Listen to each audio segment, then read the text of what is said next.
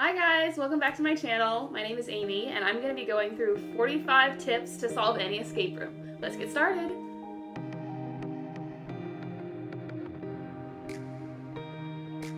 Alright, I have this spread out into 5 different categories: before you play, as the game begins, during the game, when you get stuck, and then at the very end. There are 10 tips for the first 4 categories and then 5 for the very last one, so stick around to all of them. They're all very important and useful for you.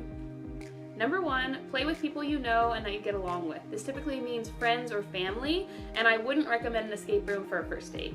Escape rooms are all about communication, so you want to work with people that you already are good at communicating with. Number 2, play at less than max size. If the game says that it can hold 8 or 10 people, I would say play at maybe 4 or 6. 8 to 10 will probably be crowded and you won't have as good a time.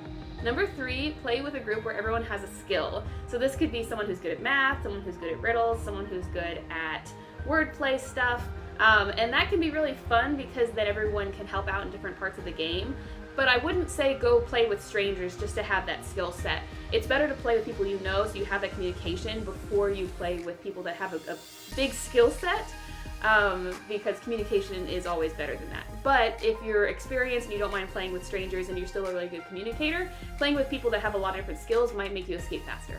Number 4, don't stress about the leaderboard, especially if it's your first time. It's all about having fun and not getting out at a certain time. It's not like you're going to get an extra prize or get your money back to escape and get on the leaderboard. So you really just want to have a good time, and if you happen to get on the leaderboard, congratulations.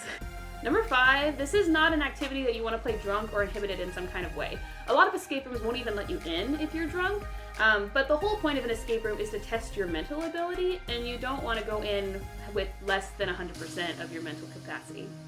Number 6, bring your watch and your glasses. Especially if you need glasses to read, you'll probably need to read at some point in this escape room. So go ahead and bring those with you. And also if you're used to having a watch just to check on the time, especially since you're being timed, don't leave that at home. It'll be useful. Number 7, go pee beforehand. Even do this at your house before you go to the escape room if possible. You will be able to go during the game, but that just means that you have to leave your group behind and you won't have as much time in the game yourself. Most game masters will encourage you to do that before you enter the room, but go ahead and take it upon yourself to do it even before then. Number 8, include your kids. Some escape rooms will have an age limit, so you have to be like 7 or older or 10 or older, or especially ones that are themed that are like really scary. But if you have one that's like Alice in Wonderland themed and you have an 8-year-old that really wants to play, he might come in handy. So don't leave them at home. They can definitely still have a lot of fun. Number 9, if you are really truly a beginner when it comes to escape rooms, it might be beneficial to recognize some popular locks like combination locks or directional locks.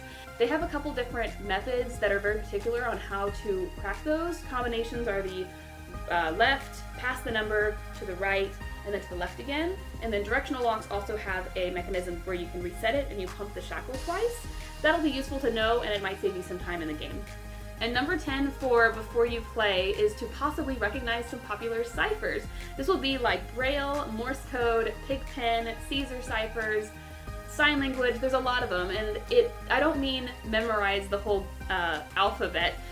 That might be useful and you might go faster, but you'll often at least have a chart in the room. But being able to recognize those rather than telling people, hey, there's dots on the wall, if you can accurately say, hey, I found Braille, that might help you go faster in the game when someone else finds a Braille chart. Alright, our next category is as the game begins, and the number 1 thing here is to listen to the game master. They will list out things that you cannot touch and things that you should mess with, or things that are fragile, anything like that, and so you want to listen to them. They are not like airplane instructions where it's the same spiel every time and you can kind of tune it out. Every escape room is different, and so you really want to listen to what they say is good or not good to do. Also, they won't lie to you. I've heard some people think that, oh, they told us not to mess with this, but that's because they don't want us to escape. The game master wants you to escape. They would be a very bad game master if they wanted to keep you locked in the room. So don't think that they're gonna lie to you. Listen to what they have to say and use that to your advantage. Number 2, know what you can typically ignore. Some of this will be mentioned by the game master, but things like the ceiling tiles or the power outlets or opening up the couch, most of those things are not useful. Also, typically you're looking for numbers, and you might find like manufacturer barcodes in the bottom of some furniture that also will not help you and is not part of a puzzle. So go ahead and ignore those items. Number 3, look everywhere. This might seem a little bit obvious, but escape rooms are covered in puzzles and codes and riddles. So everywhere is a possibility other than the things mentioned by the game master. So everything that you can turn over, everything that you can look at it, everything is available to you. Number 4, split up. This is not something that everyone's going to be doing one thing at the same time. A lot of the times there's different items for you to find around the room, and the fastest way to go get those is to split up. Don't stay in a clump and follow one person around the whole time. Number 5, loudly announce what you find. You don't want to have a key and then just think to yourself, oh yeah, there's a key over here. And then somebody else to themselves is going to be like, there's a box that needs a key. I'll keep that in mind. How long will it take for you two to put 2 and 2 together? Probably way too long. If you just say, hey, I have a key, and then somebody else goes, oh hey, this thing needs a key. 5 seconds is all it took to get those 2 things together, and now you solved the puzzle. So go ahead and loudly announce everything that you see and everything that you find. And that might go for also just unique things in the room, like, hey, this clock is red. I wonder if that's important. Go ahead and say that out loud. Somebody else might have a card that has a clock on it and you need to know what color it is, so that was useful. Number 6, organize related items. You might find bottles within the room and they are all separated throughout the game. So go ahead and pick those up and put them all together, because having them in the same place is probably going to help you solve the puzzle rather than be separate in the room. Number 7, if your escape room has books in it, don't read them. They are not going to help you. Sometimes books are good hiding places, so you can flip through it, see if there's anything in one of the pages, or turn it over, or also go through anything and see if there's like highlighted pieces that might be called out as being a puzzle. But don't spend time reading the entire book. You will waste time, and you have other better things to be solving. Number 8, look to see if there's a light switch, and then think that there might be black light at some point. Most escape rooms will cover up the light switch or make it inaccessible to you because it's not useful, but if it is accessible to you, just flip it off occasionally throughout the game and see if there's anything that will glow in the dark, because that might be part of a puzzle. Number 9, if the game master didn't say anything about it, go ahead and try it. So this is in relation to things that you might be so used to not being allowed to do. John and I often hear that we're not allowed to touch the pictures on the wall. You're not supposed to take the pictures off the wall. But we played a game where no one was saying that in the instructions, and we just assumed that that was still a rule, but it actually wasn't, and we missed a big puzzle because we didn't take the pictures off the wall. So listen closely to what the game master says and what they don't say, because some of those things might actually be allowed. Alright, number 10 for as the game begins is don't worry where you found the stuff. Like when you found those bottles and you put them all together to organize, you might think to yourself, oh, I found this on the second shelf on the right, but I'm scared to move it because that might be important. A good escape room will not make that be something you have to remember. So go ahead and move those things. You don't need to remember where they came from. Alright, that is all for as the game begins. Now, 10 more tips for during the game. The first one is to be gentle with the props. Some of them have been used a lot and you don't want to break them. That will also cost you when it comes to leaving the escape room, and you'll likely mess up some puzzles for yourself and for other players. So just be gentle with the props. If the lock doesn't open the first time, don't tug on it too hard, and be kind with papers or transparencies or anything that could be crumpled. It will help you escape faster, and also the game master will be happy with you. Number 2, no cheating and no lock picking. Do not bring a lock picking set to an escape room. You will likely be kicked out as soon as they see you using it. And also, most escape rooms tell you not to use your phone because there might be riddles or there might be ciphers, and it's no fun if you cheat. So don't do that. Be there to actually play the games and not to escape as fast as possible and make everyone mad at you. Number 3, don't hog the puzzles. If you find a key and you don't tell anybody about it, and maybe intentionally don't tell anybody about it because you really want to solve that thing, it's just going to push you back farther because no one else gets to attempt to use the key. Or if you're trying to solve a puzzle and you really want to solve it and it's not working, but you don't want to let anyone else do that, you're going to be stuck in that room for longer. This is meant to be a team activity, so let other people have a shot at what you're working on.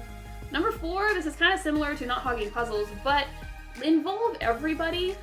Take a look at who has solved something and who hasn't. So when the new puzzle comes up and you have the code for it and you just need to put it into a lock, find somebody who hasn't done that yet and say, hey, Danny, you try this code, because even if they didn't solve the puzzle themselves, it's really satisfying to finally hear that lock click open, and you want everyone to have that feeling. Number 5, listen to other people's ideas. Not only are you supposed to loudly announce things and come up with things on your own, but take the time to pause and listen to what other people have to say, because everyone has some good information and you want everyone to have a chance to solve stuff. Number 6, put away used items. If you are done with a puzzle and you have a bunch of puzzle pieces, don't leave them out or don't, keep them where they were. Put them in a box or in a corner or something where you're not going to use them anymore. This is also useful for games where you have a lot of people and maybe one group solved something but the other group didn't see it. And so if that group puts their stuff in the used pile, the second group is not going to go over and be like, what's this? I want to take the time to solve this, because that'll just waste more time. So have a done pile where you don't mess with those things anymore. And most of the time, everything is going to be used once, so you can be done with it after one use. I have heard of the occasional key being used in 2 locks, but for the most part that won't be the case, so done pile is a good idea. Number 7, be nice to each other. Be kind and encouraging and celebrate when you escape or celebrate when you get a lock open, because it is a very stressful experience and it's not always happy the entire time. So try and insert a little bit of happiness whenever you can. Whenever something goes right or whenever you're really happy about somebody finding something, say good job, say wow that was really cool, or this is amazing. Keep the spirits light, you want to have a good time. Number 8, keep the keys in the locks and keep the locks near the boxes. This is similar to the have a done pile, so you know that you're done with this, but also it'll just make the game master happy when they don't have to search around the room for that lock that goes with that box that's for some reason not anywhere near it.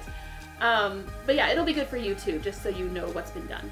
Number 9, keep the storyline in mind. Sometimes you'll have a paper when you first enter the room that's your goals in the room of things that you need to solve, or it'll just help you know what the theme is.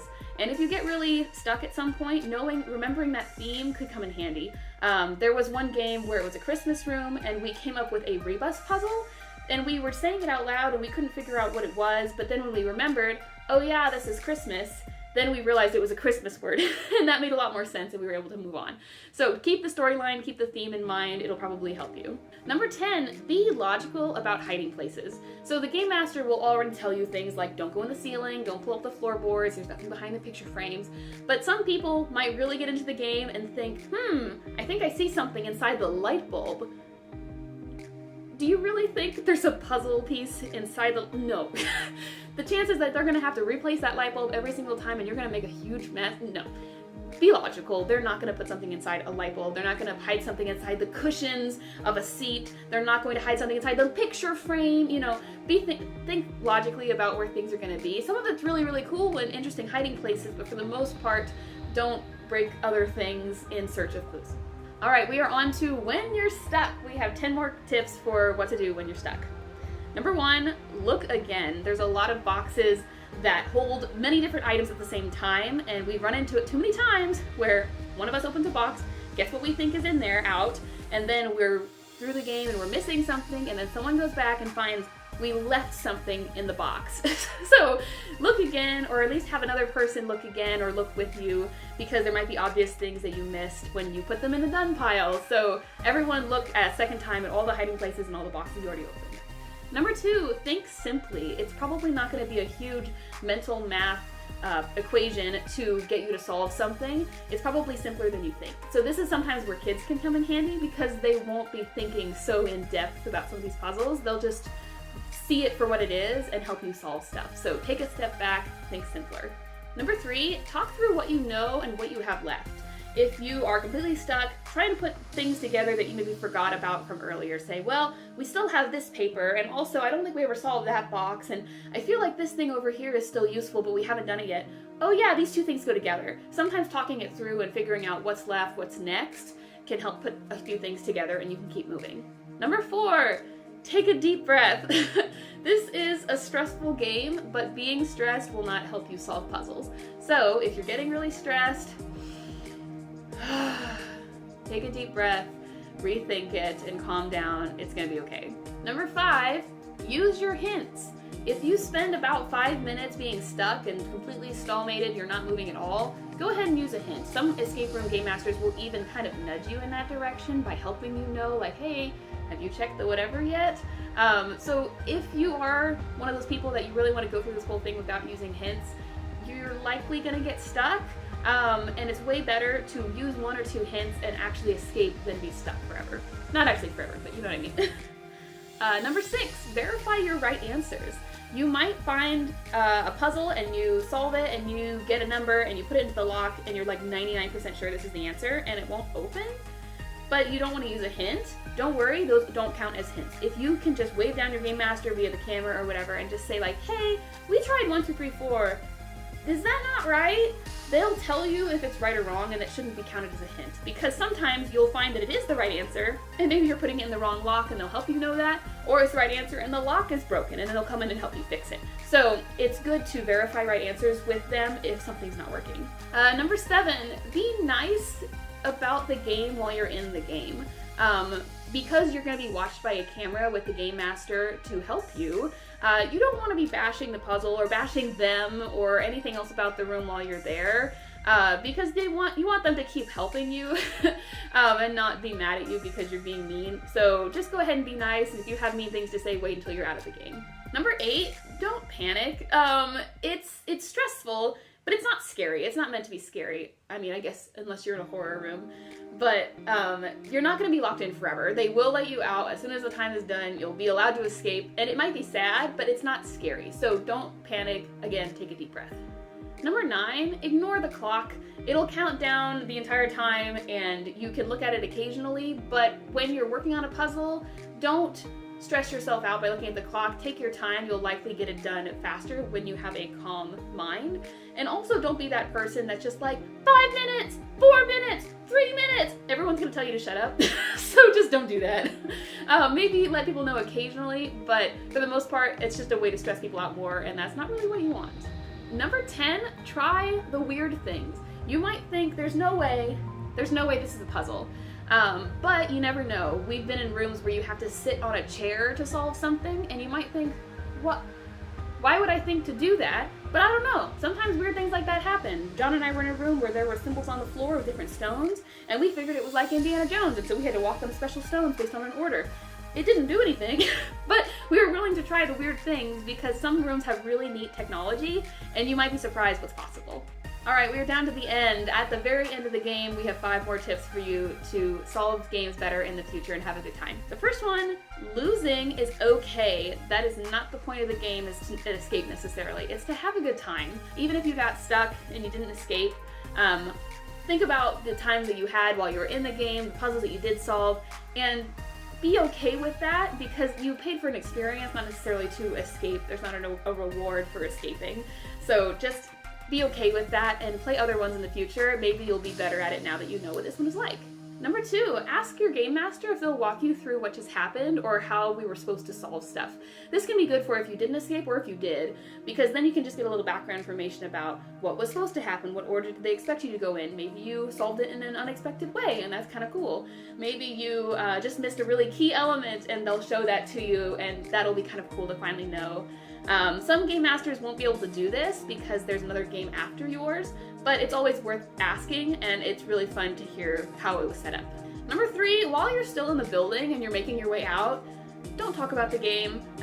You wouldn't like that if you got there and had some puzzles spoiled for you by the last team that was playing. So go ahead and keep it quiet, talk about how fun it was, but don't give away any details until you leave the building. Number 4, do talk about it when you get home or when you're outside of the building or in the car or whatever. That is the most fun part. You'll talk to a lot of escape room people and hear that the best part is talking about it afterwards. So don't let your ego get to you if you didn't escape and you're mad and you just are, grumpy and you don't want to talk about it. That really makes it even worse. It's better to talk about it and have that other time of, honestly, collaboration at that time to talk about, hey, this is what happened and I really liked this part and I thought this part didn't make any sense. And that's really the most fun part, and it becomes a lot of team building is just to discuss it afterwards. So don't forget to do that as soon as you're outside of the building. And the last one, number 5, for what to do at the very end, research other escape room options. It's been about the last 10 years that escape rooms have blown up in the US and around the world, and there are so many different versions of them now. So you might look them up just because you want to play more, or maybe you want to play a certain version, or you liked a certain aspect of this but not the in-person part, so maybe you can find some that you can play online, you can play on your phone, you can play in the mail, you can play an audio version through a podcast. There's escape rooms like that. There's so many versions, and I have a hard time believing when someone says, oh, I just don't like escape rooms, because I don't feel like they've tried enough of them. There's so many options available, and you can play by yourself or with other people, with friends, with strangers, whatever makes you happy. So I would always say that when you're done, if you liked it or didn't like it, go ahead and research more about it, because there's probably something else that you will like. And I love it when people fall in love with escape rooms. All right, that was 45 tips on how to solve escape rooms and escape room etiquette and all the fun things, how to have a good time. I hope this was useful for you and you're able to use them in your next escape room experience. If you have any other tips, go ahead and leave them in the comments. I'm sure other people would love to read more. Thank you so much for watching, and I hope you have a wonderful day. Bye!